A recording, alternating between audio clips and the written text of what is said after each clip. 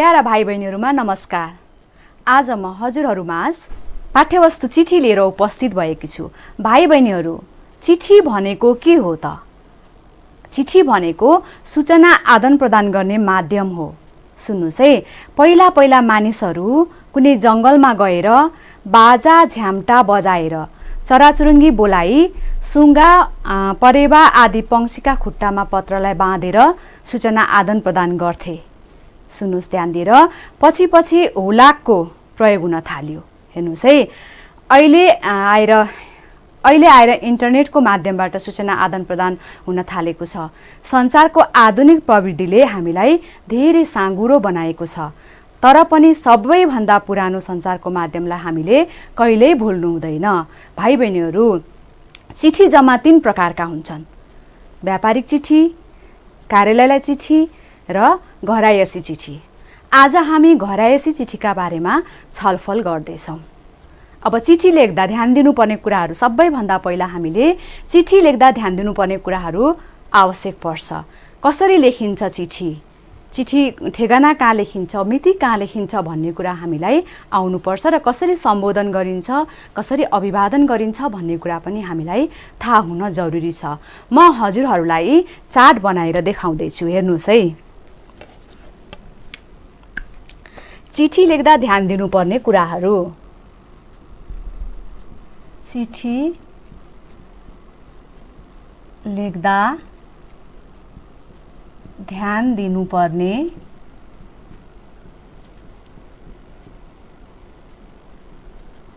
कुराहरू। हजुरहरू पनि म सँगसँगै लेख्दै जानुहोस्। सबैभन्दा पहिला मैले यहाँ मानिस लेखेँ। हेर्नुस् है, मानिस, त्यस पछाडि सम्बोधन,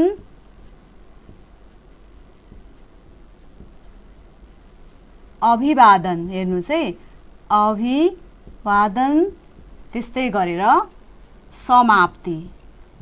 समाप्ति, मानिस, सम्बोधन, अभिवादन अनि समाप्ति। आफू भन्दा, हेर्नुस् है, आफू भन्दा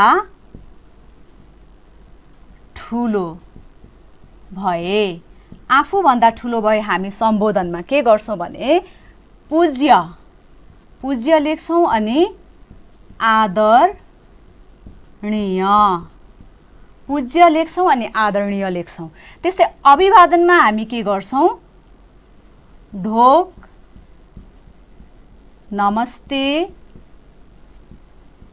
नमस्कार, त्यस्तै गरेर प्रणाम। प्रणाम, यसरी हामी लेख्छौं। अनि समाप्ति लेख्दाखेरि चाहिँ के लेख्छौं त हामी?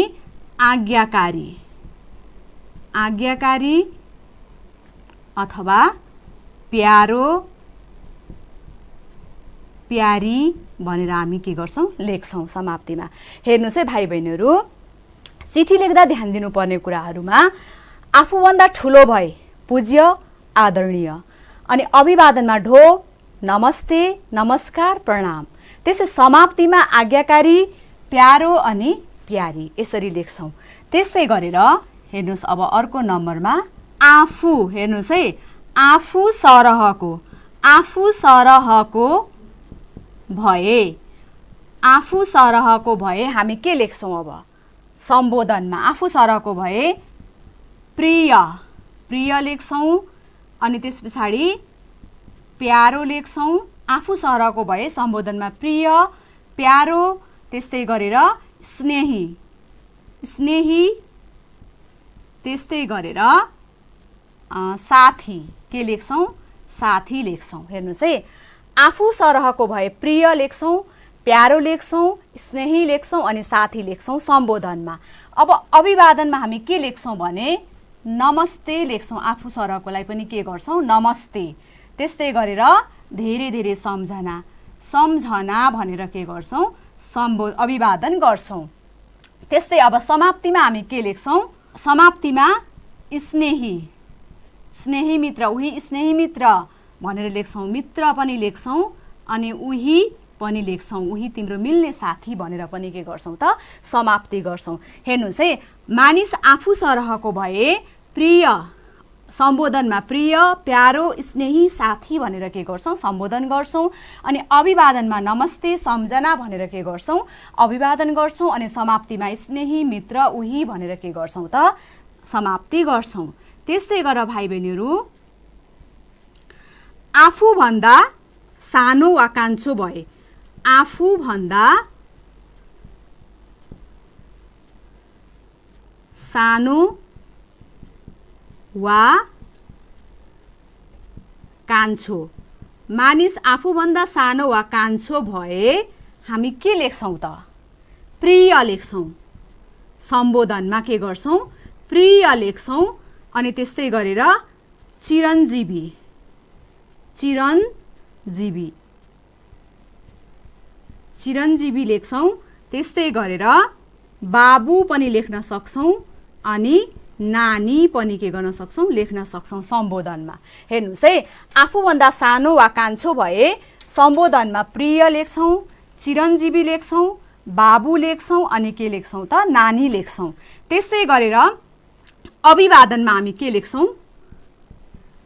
आशीर्वाद, आशीर्वाद लेख्छौँ।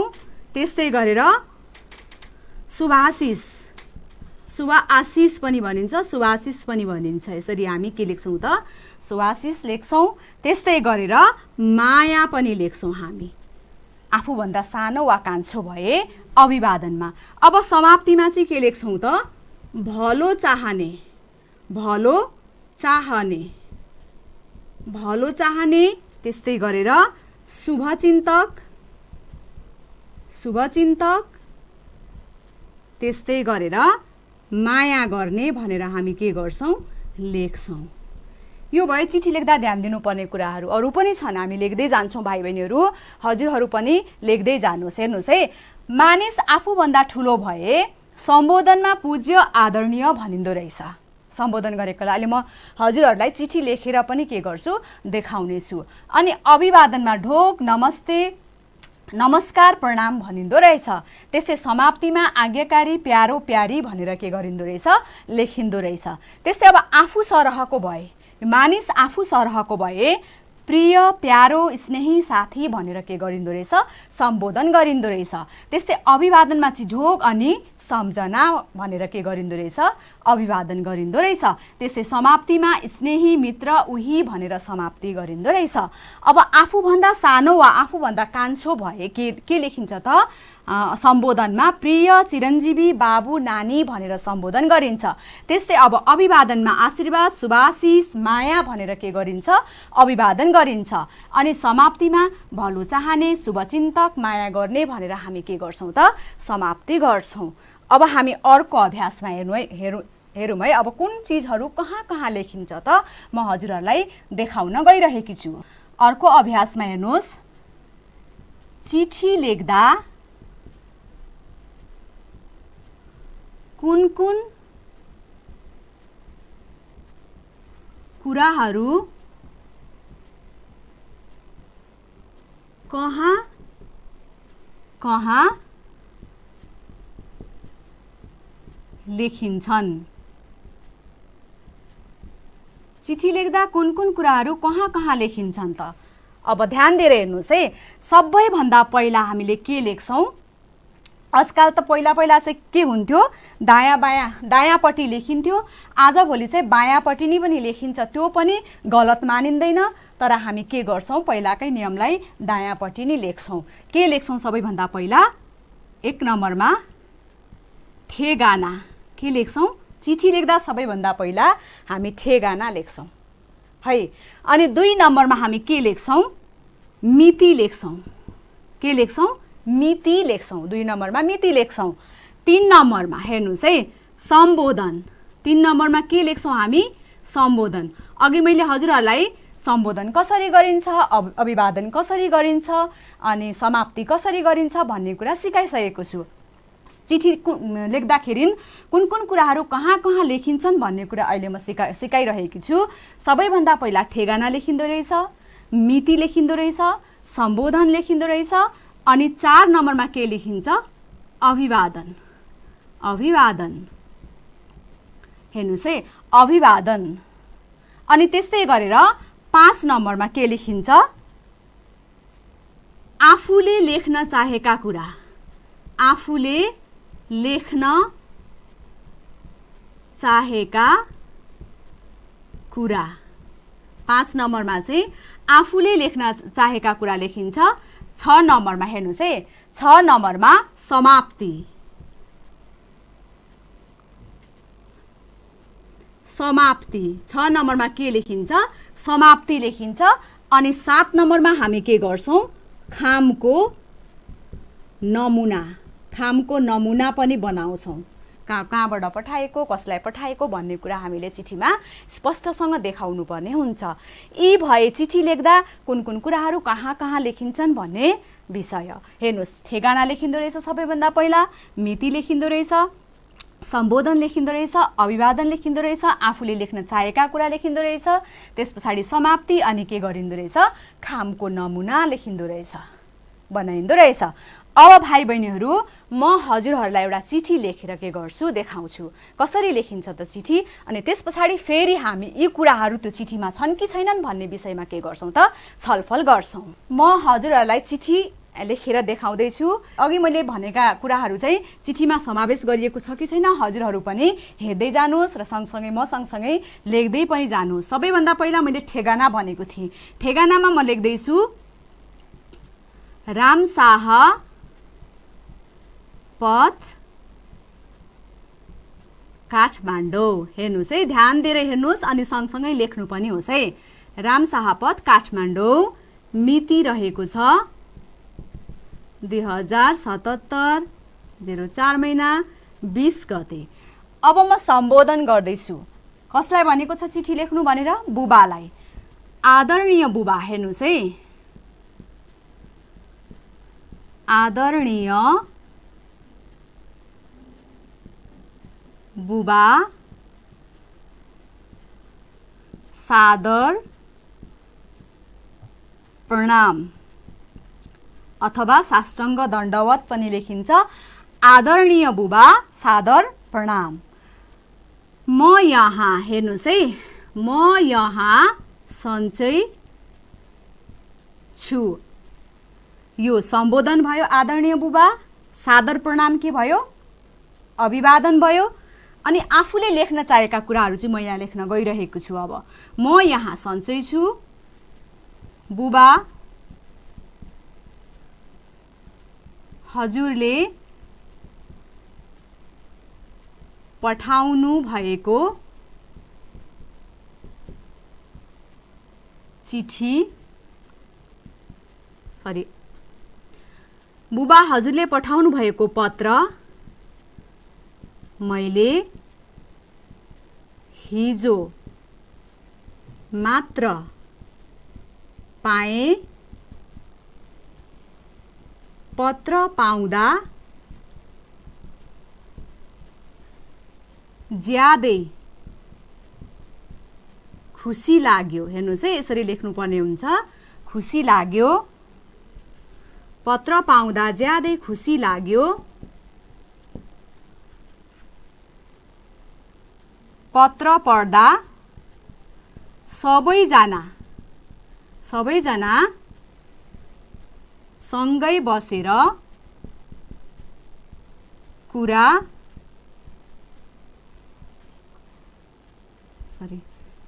सँगै बसेर कुरा गरे जस्तै अनुभव भयो। हेर्नुहोस् है, अनुभव भयो। म चिठी लेखिरहेको छु। म यहाँ सन्चै छु बुबा, हजुरले पठाउनु भएको चिठी मैले हिजो मात्र पाएँ। हजुरले पठाउनु भएको पत्र मैले हिजो मात्र पाएँ। पत्र पाउँदा ज्यादै खुसी लाग्यो। पत्र सबैजना सँगै बसेर, अबे यस्तो त हुन्छ कसरी भ्याउनु मैले आज, तर बीचबीचमा भएको छ नि त। पत्र पढ्दा सबैजना, हेर्नुहोस् है, सबैजना सँगै बसेर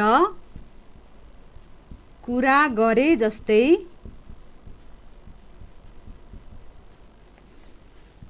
अनुभव भयो। बुबा हजुरले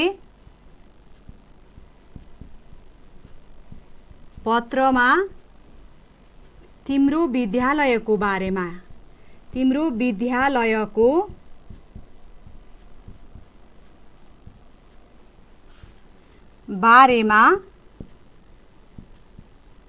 लेख भन्नुभएको रहेछ। मेरो विद्यालयको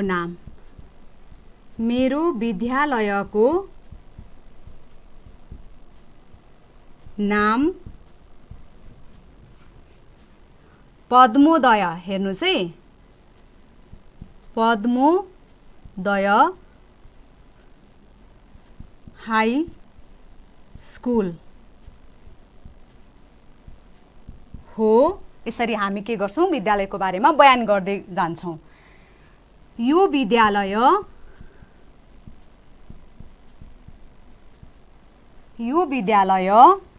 रामशाह पथ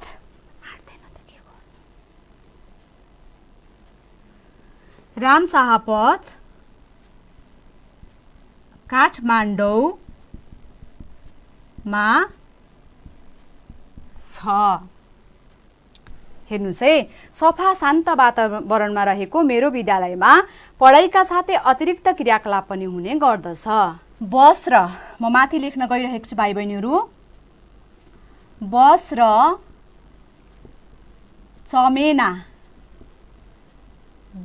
चमेना गृहको पनि राम्रो व्यवस्था रहेको छ। गुरुआमा पनि असल र सहयोगी हुनुहुन्छ। हेर्नुस् है, बस र चमेना गृहको पनि व्यवस्था रहेको छ, राम्रो व्यवस्था रहेको छ। गुरुआमा पनि असल र के हुनुहुन्छ, सहयोगी हुनुहुन्छ। असल र सहयोगी हुनुहुन्छ।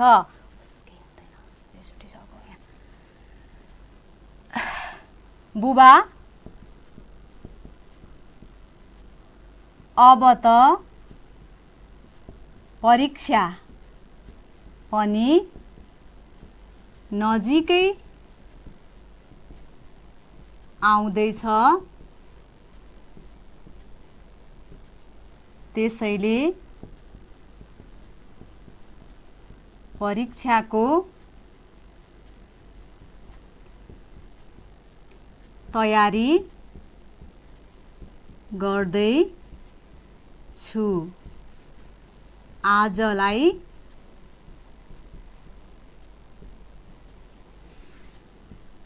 यति नै,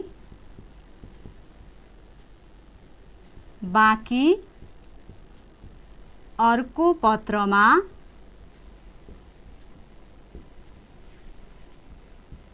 लेख्ने छु। हेर्नुस् है भाइ बहिनीहरू, मैले हजुरहरूलाई चिठीको एउटा नमुना देखाएँ। आफ्नो विद्यालयको बारेमा बयान गर्दै बुबालाई चिठी लेख्नु पर्नेछ। आदरणीय बुबा यहाँ सम्बोधन भयो, अनि सादर प्रणाम अभिवादन। सबैभन्दा पहिला मैले यहाँ के लेखेँ, ठेगाना लेखेँ, रामशाहपथ काठमाडौँ, अनि मिति लेखेँ, त्यस पछाडि सम्बोधन लेखेँ, अभिवादन लेखेँ, आफूले लेख्न चाहेका कुरा। हेर्नुस् है, म यहाँ सन्चै छु। बुबा हजुरले पठाउनु भएको पत्र मैले हिजो मात्र पाएँ।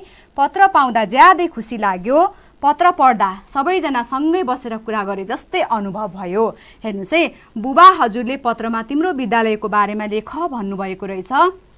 मेरो विद्यालयको नाम पद्मोदय हाई स्कुल हो। यो विद्यालय रामशाहपथ काठमाडौँमा छ। सफा शान्त वातावरणमा रहेको मेरो विद्यालय मा पढाइका साथै अतिरिक्त क्रियाकलाप पनि हुने गर्दछ। हेर्नुहोस् है, बस र चमेना गृहको पनि राम्रो व्यवस्था रहेको छ। गुरु गुरुआमा पनि असल र सहयोगी हुनुहुन्छ। बुबा अब त परीक्षा पनि नजिकै आउँदैछ, त्यसैले परीक्षाको तयारी गर्दैछु। आजलाई यति नै, बाँकी अर्को पत्रमा लेख्नेछु। अब के गर्नु पर्यो? टुङ्ग्याउनु। समाप्ति त मैले गरेकै छैन। मैले अब फेरि समाप्ति लेखेर देखाउँदैछु हजुरहरूलाई। समाप्तिमा हेर्नुहोस् है, अब आज्ञाकारी छोरी, दायाँपट्टि नै हामीले के लेख्नुपर्ने हुन्छ? आज्ञाकारी छोरी अनिता झा। हेर्नुहोस् है, यहाँनिर सादर प्रणाम भनेकोले मैले छोरी लेखेँ यहाँ, अथवा यहाँ साष्टाङ्ग दण्डवत थियो भने के लेख्नु पर्थ्यो? आज्ञाकारी छोरा भनेर लेख्नु पर्थ्यो। आज्ञाकारी छोरी अनिता झा। मैले टुङ्ग्याउँदैछु है, यो समाप्ति भयो। अब हामीले चिठी लेख्दा ध्यान दिनुपर्ने कुरामा खामको नमुना पनि भनेर के गरेका छौँ? अघि सिकेका छौँ नि त। खामको नमुना म बनाउन गइरहेकी छु। यहाँ पठाउने, एकापट्टि पठाउनेको नाम लेख्नु पर्यो, पाउने लेख्नु पर्यो। हेर्नुहोस् है, पठाउने अनि पाउने। पठाउनेमा को छ? हेर्नुहोस् त, पठाउने को? जसले समाप्ति गरेको छ उनी के हुन्छ त? पठाउने हुन्छ। पठाउने अनिता झा। अनिता झा। अनि ठेगाना कहाँको छ त? माथिको ठेगाना अघि मैले मेटिसकेँ। माथिको ठेगानामा कहाँ थियो? Ram Shah Path Kathmandu. Ram Shah Path Kathmandu, Padmodaya high school. Padmodaya high school. Ramshahpath Kathmandu, Padmodaya high school Kathmandu भनेर लेख्नु पर्यो। काठमाडौँ, काठमाडौँ यसरी हामीले लेख्छौँ। त्यस्तै अब पाउनेमा अनिताको बाबाको नाम हेर्नुहोस् है, अनिल झा। अनिल झा। उहाँ कहाँ बस्नुहुन्छ? अब पक्कै पनि बाहिर बस्नुहुन्छ, काठमाडौँ भ्यालीभन्दा बाहिर बस्नुहुन्छ। दमक हेर्नुहोस् है, दमक नगरपालिका। दमक नगरपालिका वडा नम्बर 10 झापा भनेर हामी के गर्छौँ त? चिठी टुङ्ग्याउँछौँ। अनि यहाँ हामी के गर्छौँ? सानो टिकट पनि लेख्छौँ। टिकट पनि के गर्छौँ त? टाँस्छौँ। यसरी चाहिँ के गरिन्छ? खामको नमुना बनाएर राखिन्छ। भाइ बहिनीहरू, हजुरहरूले पक्कै पनि बुझ्नुभयो। चिठी लेख्दा ध्यान दिनुपर्ने कुराहरू मिलाएर राखेर मात्रै के गरिँदो रहेछ? राम्रो चिठी तयार हुँदो रहेछ। आजलाई यति नै। फेरि अर्को कक्षामा भेट हुने नै छु। त्यति दिनसम्मका लागि मलाई बिदा दिनुहोस्। धन्यवाद।